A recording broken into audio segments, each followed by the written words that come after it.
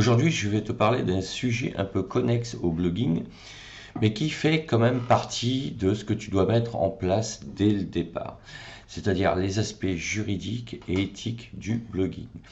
Alors c'est vrai que j'ai évoqué pas mal le sujet du blogging, des contenus, etc. Et j'ai pas toujours précisé, mais c'est évident que tu dois rédiger des contenus originaux, donc que tu crées toi-même, d'accord? Alors après, que tu utilises ChatGPT pour structurer tes contenus et pour ensuite les améliorer, amener ta patte personnelle pour amener plus d'authenticité, ça c'est une chose. Mais dans tous les cas, tu dois créer des contenus originaux et ne fais surtout pas de copier-coller en ayant pillé des articles sur d'autres blogs. Pour une raison simple, c'est que à un moment donné, Google va le détecter. Et quand ça sera fait, bah, tu vas être déclassé. Et donc tout ce que tu auras fait servira strictement à rien. Donc autant créer des articles qui soient originaux dès le départ. Et en revanche, si tu te fais piquer ton contenu, de toute façon, Google saura identifier que tu es le premier créateur, donc pas de problème à ce niveau-là. Et pour garder donc ce côté éthique au niveau de tes contenus, tu vas pas non plus te transformer en juriste spécialiste des droits d'auteur. Il faut connaître le principe. Mais quand on fait du blogging et qu'on écrit des articles, ce qu'il faut comprendre, c'est que quand tu écris tes contenus, si tu dois reprendre des phrases ou même des paragraphes d'autres auteurs, notamment célèbres ou connus, il te suffit de les mettre donc entre guillemets. Et les guillemets servent à comprendre que justement, cette partie-là n'a pas été créée par toi, mais que tu la reprends à un auteur autre que toi. Et ça, c'est une règle à respecter dans tous les cas, dans tous les contenus que tu vas créer si tu utilises des références. Ou alors, à ce moment-là, tu vas citer la source. D'accord?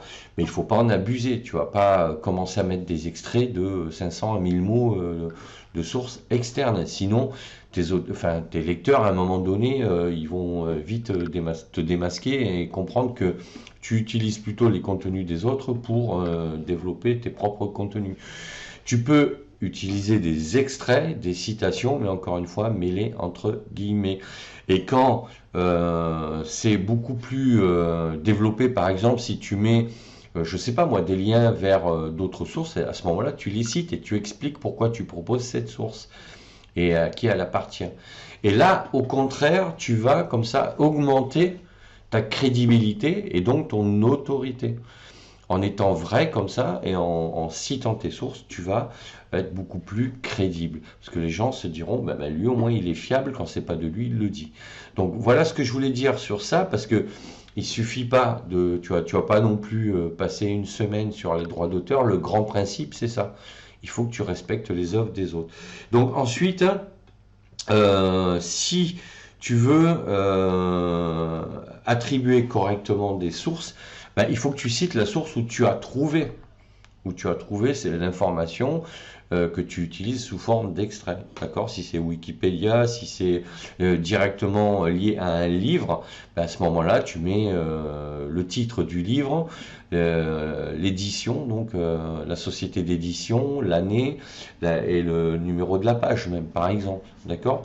Donc, si tu utilises des images et des médias, là aussi, alors aujourd'hui, il y a pas mal de vidéos, de musique et d'images gratuites sur différents types de sites.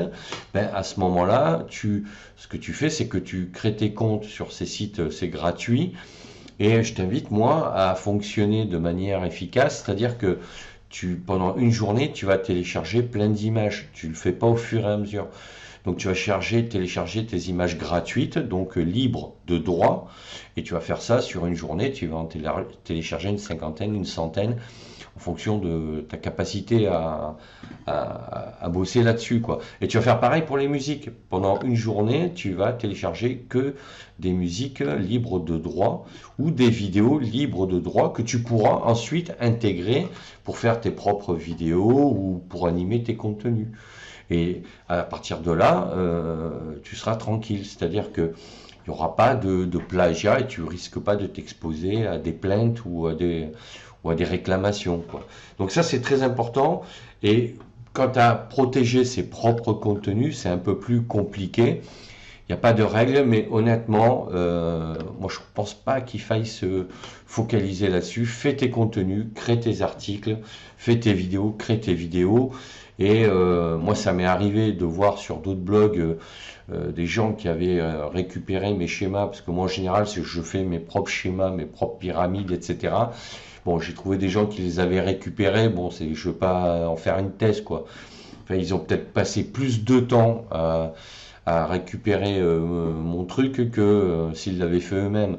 Et ce qui est dommage pour eux, c'est qu'en faisant ça, ben, quelque part, est-ce qu'ils comprennent vraiment le concept? Parce que moi, si je décide de faire un schéma, c'est que je maîtrise le sujet et j'ai pas besoin de me plonger pendant des heures sur mon PC pour le faire. Ça me prend 5-10 minutes, mais parce que je comprends le concept et j'arrive à l'expliquer. Et les gens qui font ça, bon, ben, ça veut dire que quelque part, ils sont pas en capacité eux-mêmes d'expliquer un concept ou un principe. Donc, ne perds pas de temps avec ça, fais tes contenus et avance de ton côté et ne cherche pas non plus à voir si on te pique tes contenus. De toute façon, vaut mieux que tu passes du temps à construire de nouveaux contenus plutôt qu'à perdre du temps à voir si on te copie. Et puis c'est un peu idiot comme démarche, quoi. Donc voilà ce que je voulais te dire sur le côté juridique. Fais toujours tes propres contenus. Quand tu utilises des paragraphes ou des citations mêlées sous forme de guillemets, d'accord? Et cite tes sources quand c'est vraiment un corps de texte un peu plus important. N'hésite pas à citer ta source et à dire, voilà, là je suis obligé de publier un extrait qui fait 200-300 mots parce que pour que ça soit compréhensible, il faut que je mette le paragraphe complet. Et à ce moment-là, tu le dis. Tu dis que c'est une source, que ça ne vient pas de toi. Donc voilà, n'hésite pas à me dire en commentaire ce que tu en penses, à mettre un pouce bleu vers le haut, à t'abonner à ma chaîne et sache que tu peux justement télécharger mon livre Devenir formateur en ligne. Tu as le lien dans la description de la vidéo. Je te dis à bientôt pour d'autres sujets.